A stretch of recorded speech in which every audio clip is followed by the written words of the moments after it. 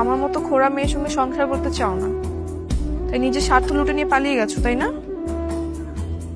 আমি আমি ইচ্ছা করে চুরি করিনি, আমি বাধ্য হয়ে চুরি করেছি।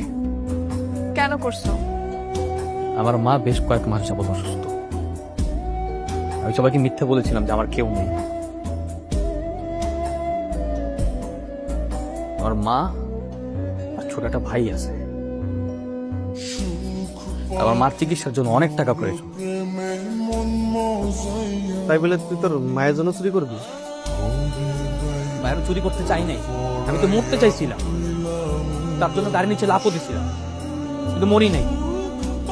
তারপর আপনারা এখানে আমাকে নিয়ে আসছেন।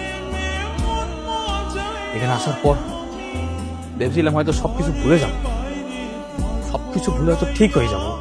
বারবার মায়ের কথা মনে পড়তো, মার চিকিৎসার কথা মনে পড়তো। আমি যখন রুমাকে বিয়ে করি, বাসরাতে যখন একসাথে এতগুলো টাকার গহনা দেখি, আর নিজেকে সামলাতে পারিনি। তুমি আমাকে বলতে পারতা তোমার টাকা লাগবে, তোমার মায়ের কথা শুনে কি আমি তোমাকে টাকা দিতাম না? এতগুলো টাকার কথা কিভাবে বলবো? হ্যাঁ, তারপর প্রথমে তো বলতেছিলাম যে আমার মা বাবা কেউ নাই, তাই বলতে পারি। আমি জানি আমি অনেক বড় অন্যায় করে ফেলেছি। বললে আমরা ক্ষমা করে দিও। আমি জানি আমি অনেক বড় অন্যায় করে ফেলেছি। আপনার অনেক বড় মানুষ, অনেক বড় মাপের মানুষ।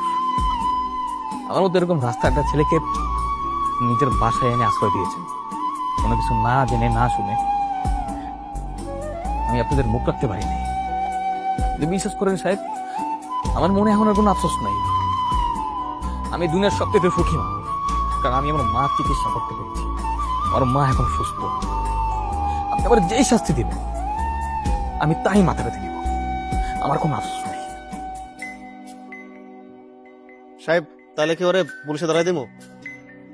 রূপা, তুই বল কি করবো?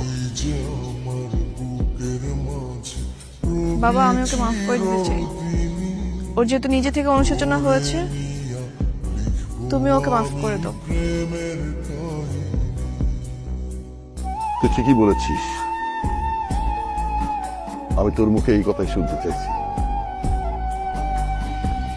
শোনো, কখনো মিথ্যা বলবো না। সত্য যত পিতাই হোক সেটাই বলবা। মিথ্যা বলে সান্ত্বনা দেওয়ার চেয়ে সত্য বলে কষ্ট দেওয়া অনেক ভালো। চল, তোমাকে ক্ষমা করে দিলাম।